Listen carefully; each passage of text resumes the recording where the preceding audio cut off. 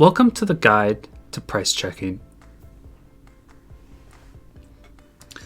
First thing you need to know are Pokemon itself.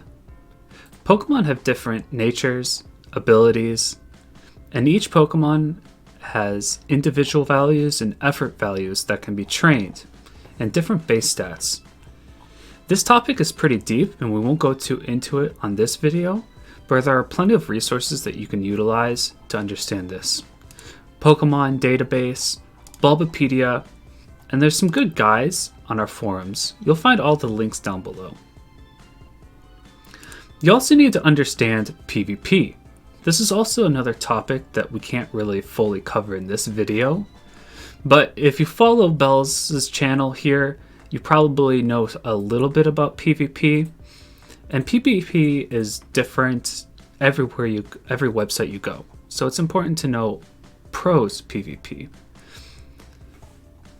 A good place to start is Smogon. You can select on different Pokemon and see what they're good at. Pro's closest format is OU, otherwise known as overused. So if you're browsing through Smogon, make sure you click on that format if you're trying to learn about a Pokemon and read its overview. If it says it's a good Pokemon, then that's probably a good Pokemon in Pro PvP as well. Now we need to go into supply and demand. Supply and demand is a pretty big concept, but in Pro, there's two big things that fluctuate supply and demand. The rarity, how easy it is to farm, and its PvP viability. How good is it in PvP?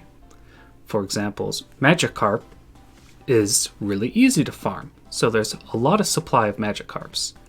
But it's not that great in PvP, so there's a low demand for it. Inversely, there's Larvesta, which is very hard to farm, but it has a high demand because it's very good in PvP.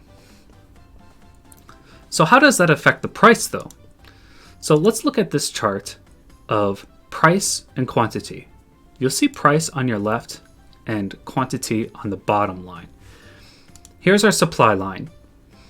When people have, let me get my cursor out. When the price of something is low, there's going to be a low supply of quantity. It just makes sense. If something costs 50K, you aren't going to farm it a lot, so there's not going to be a lot of it out there. Now let's look at the demand line. If the price is high, less people will be trying to demand it. Versus low price, lots of people will be trying to demand it. This is where we get that middle point right here. So if that's the sweet spot, this is where it will sell at. The price, whatever this price is. It fluctuates differently, but there's a few more things that we need to take into consideration as we were talking about the rarity and the PvP viability. So let's imagine we have a box that's rarity.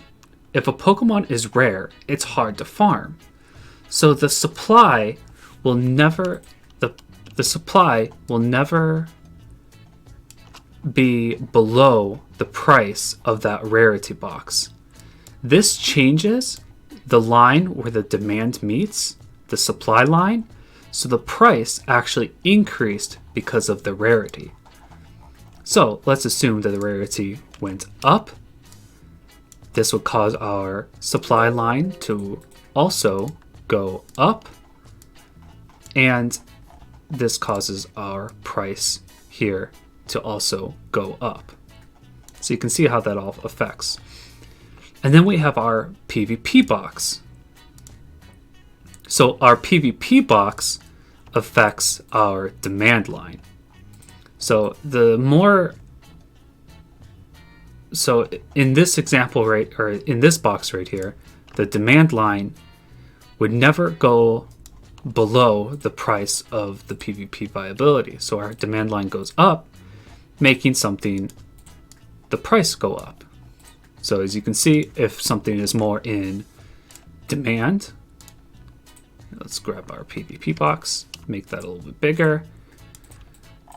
That makes our demand price go up, just like that. And that, of course, moves where it connects and makes the price higher. So let's look at some examples here. Let's move my cursor out of the way. Let's take, for example, this Gengar right here. Now, so a Gengar is very good in PvP. So that's going to make our PvP viability box increase. But it is not rare. So our rarity will move down. So let's move our supply lines and our demand lines accordingly. So supply is going to go with the rarity box, which starts about right there. And our demand line is going to go right up here. This causes the price to be moderately high for Gengars. They're easy to farm, but they're good in PvP, so there's a good demand for them. So now let's look at our next example. A shiny Garbodor. Now, shiny makes it very rare because it is very difficult to farm, but its PvP viability is actually very low. So we'll move that down. So now if we adjust our supply and demand lines, our supply lines go up and then our demand lines go down. So you can kind of see how the price actually kind of stayed the same, but we kind of flipped it. This one is rare, but it's not PvP viable. Now these graphs are just examples, so something like Gardevoir is shiny Gardevoir is actually extremely rare. So you would actually probably more realistically see something like this, and the supply would be something like this, and then you would see how the supply would actually be very, very little, and the demand would also, the amount of people demanding, be very little. So it would be difficult to sell, but the right price is very, very high for a Pokemon like this. And our final example is something like an epic Rotom Wash. So a Rotom Wash is actually very good in PvP. So if we adjust our PvP box, once I find it here, there it is. So we move that up.